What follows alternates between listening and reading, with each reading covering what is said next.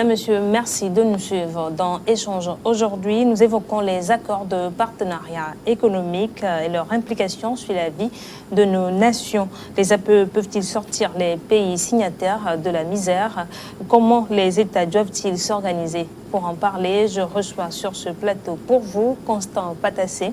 Il est consultant en commerce international. Bienvenue. Merci. Les États ont toujours signé des conventions dans plusieurs secteurs d'activité. Pourquoi les accords de partenariat économique avec l'Union européenne suscitent autant d'interrogations? Oui, ça suscite, les accords de partenariat économique suscitent autant d'interrogations parce que beaucoup d'études ont été faites par différents organismes et il s'est avéré que vraiment ces accords peuvent avoir des effets vraiment désastreux sur nos économies. En fait, les accords de partenariat économique, c'est en fait des accords de libre-échange entre une grande économie et une économie aussi faible que ceux de l'Afrique de l'Ouest. Et en réalité, les tenants du libre-échange savent que, lorsqu'il y a ce genre d'accord, tous les avantages comparatifs vont à l'économie la plus développée. Et il y a plein d'études qui ont confirmé cela. Mais après, quelle est la différence avec les autres accords déjà signés avec l'Afrique? Oui, parce qu'il y a eu des accords, l'accord de Lomé, l'accord de Cotonou. Oui.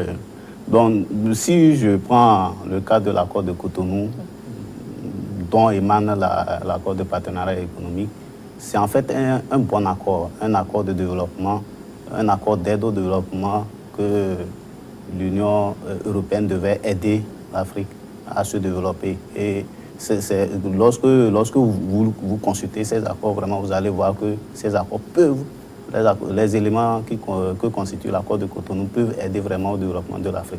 Seulement, à l'intérieur, il y avait la clause de négociation des accords de partenariat économique. Et c'est là-bas que le problème se pose parce que, bon, si on parle du développement, le développement, est-ce que ça va se passer par, en fait, des aides budgétaires ou bien c'est le commerce? C'est clair que ce n'est pas le commerce qu'un pays peut se développer. Donc, si les accords de partenariat économique qui sont des accords commerciaux vont entraîner des effets dommageables sur l'économie. Comment est-ce que ça va marcher? Comment est-ce que les accords de partenariat économique peuvent entraîner, selon vous, ces effets? Oui, puisqu'il y a deux volets. D'abord, les accords de partenariat économique c'est des accords de libre-échange. En d'autres termes, la suppression des droits de douane à l'importation à l'Union européenne comme dans les pays de l'Afrique de l'Ouest. C'est-à-dire que tous les produits qui seront importés de l'Union européenne ne vont plus subir des droits de douane, comme les pays et les produits qui vont quitter la CEDEAO pour l'Union européenne. Mais bon, il y a quand même une marge. C'est prévu que c'est 75% des importations de l'Union européenne qui seront en franchise de droit. Donc déjà, lorsque on supprime les droits de douane, ça fait un manque à gagner pour les États africains. Et ça peut dépendre aussi des produits que ces États importent. Oui, justement, c'est pour cela qu'en fait, il y a une marge. Il y a 25% par exemple des importations qui vont continuer par subir des droits de douane normalement. Mais quel genre de produits? Bon, les produits,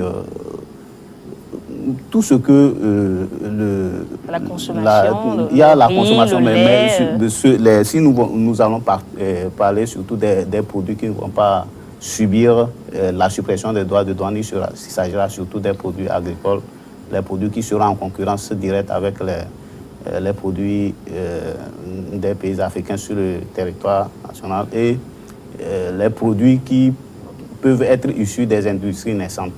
Donc c'est ces produits-là qui sont exclus donc, de la suppression des droits de douane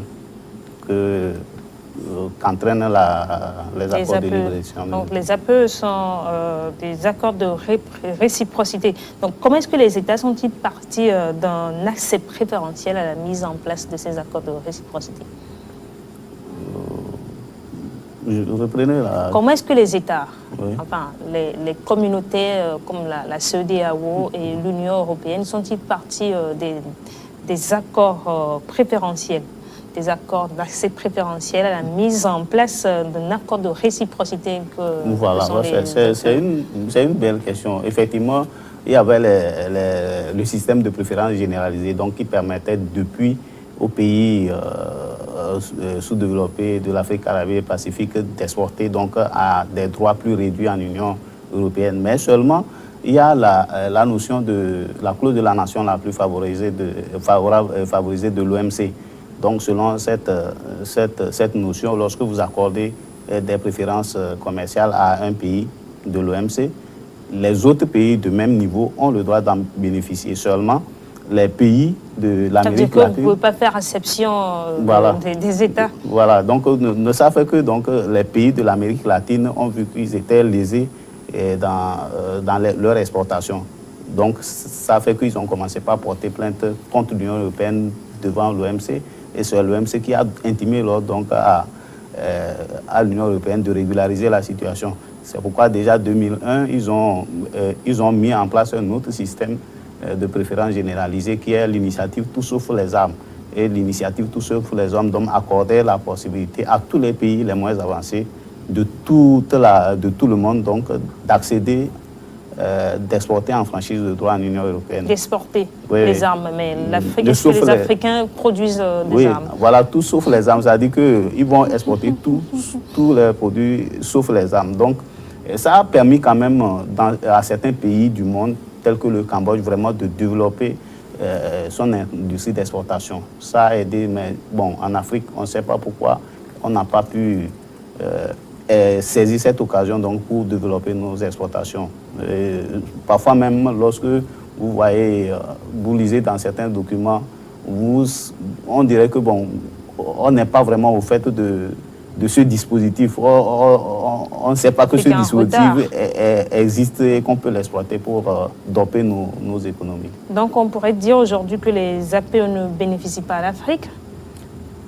Oui, bon, il faut voir qu'il y a deux étapes. Si par exemple nous prenons les accords des pays les moins avancés, déjà les pays les moins avancés bénéficient déjà d'un accès libre sur le marché européen par l'application de l'initiative Tout sauf les armes. Donc en réalité, les accords de partenariat économique n'apportent pas grand-chose aux pays les moins avancés. Ça ne leur permet pas un accès encore plus que ce que leur aurait accordé l'initiative Tout sauf les armes. Or, l'initiative Tout sauf les armes est un accord qui dure. Ce n'est pas prévu pour limiter un temps. Donc, c'est dit que c'est un dispositif qui va durer. Donc, qui profite à d'autres pays qui ne sont pas obligés de démanteler leurs droits de douane de leur importation en provenance de l'Union européenne. Donc, quelque part, s'il faut faire cette comparaison, eh bien, nous sommes lésés en tant que pays les moins avancés. Et pourquoi les États africains ont signé ces accords? Oui, c'est ça. Surtout si nous prenons le cas de la CEDEAO, il faut féliciter vraiment les négociateurs parce que, en fait, l'accord a commencé, les négociations ont commencé en 2001 et c'était prévu pour être conclu en 2006. Mais on a vu vraiment que non, ça n'allait pas. Donc, les négociations ont tenu jusqu'à 2014. Donc, c'est là-bas que, bon, en fait, c'était des accords, ils avaient voulu faire des négociations par bloc économique. Donc, quand l'Union européenne a vu que, bon, ça forçait, donc ils ont voulu faire des négociations, même avec des pays. Et c'est pour cela que, par exemple, ils se sont attaqués donc, à la Côte d'Ivoire et au Ghana, qui sont donc des pays à revenus intermédiaires, donc qui ne font pas partie des pays les moins avancés. Donc, eux, si ils doivent continuer par exporter en Union européenne, ils ne peuvent plus profiter des systèmes de préférence généralisés. Donc, ils vont payer les droits de douane normalement et ça va affecter leur capacité d'exportation. Donc, ils pourront ne plus être compétitifs. Donc, c'est ça qui les a amenés, eux, à signer ce qu'ils ont appelé les accords intérimaires. Et en 2016, je crois, la Côte d'Ivoire et le Ghana ont signé, je crois, pour le Ghana, c'est vers début 2017. Donc, ils ont ratifié leur accord intérimaire. Qu'en est-il du Togo? Bon, le Togo, je n'ai pas encore appris que le Togo a ratifié cela, mais je vais relever quelque chose. Bon, comme me le permettre, mais notre droit fondamental, la Constitution du Togo dispose en son article 138 que les traités qui affectent les finances publiques doivent faire l'objet, la ratification des traités qui affectent les finances publiques doit faire l'objet d'une loi. En d'autres termes, ce sont les... Si je comprends, je ne suis pas juriste, mais je suppose que si ça doit être ratifié, c'est le Parlement qui doit donner son feu vert pour que ça soit ratifié. Donc, les membres du Parlement doivent être bien outillés, doivent comprendre profondément la question, tous les tenants et tous les aboutissants de cet accord sur l'économie togolaise avant avant de comprendre parfaitement leurs responsabilités face à cette la ratification. Mais on sait que le Togo a déjà signé ces accords. Une autre question que j'aimerais vous poser, les APE peuvent sortir les pays signataires de la misère? Bon, c'est ce que nous avons dit ici, que c'est un peu difficile.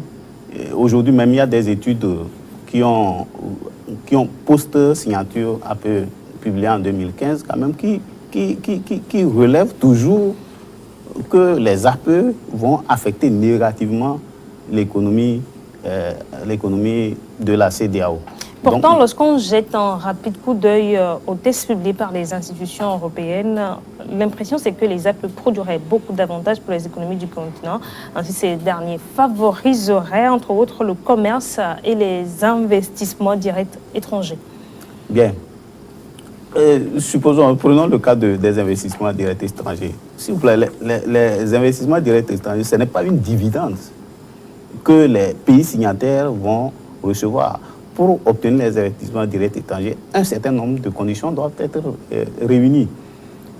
Dites-moi, prenons un pays comme la France, l'Italie ou bien la Grande-Bretagne. Vous pensez qu'ils vont, à cause des APE, ils vont traverser par exemple le Maroc, la Tunisie, tout ça là pour venir ici et installer leur industrie? Il faut qu'un certain nombre de conditions soient réunies. Bon, le Togo fait beaucoup d'efforts dans ce sens. Mais un autre élément très important, c'est qu'il doit pouvoir trouver sur le marché de la main-d'œuvre hautement qualifiée pour pouvoir travailler, pour pouvoir donc être des employés dans ces industries-là. Mais si la main-d'œuvre n'est pas... Ce n'est pas le cas aujourd'hui en Afrique. Voilà, mais si par exemple... C'est une question que je pose. Oui, mais bien sûr que ce n'est pas le cas. Si vous prenez par exemple chez nous, certains pays l'ont compris, ils le font. Par exemple, prenez le cas du Kenya, 80% de la formation supérieure est technologique. 80% de l'investissement pour la formation supérieure se fait dans le domaine technologique. C'est pour attirer les investisseurs. Oui. Et effectivement, vous allez voir que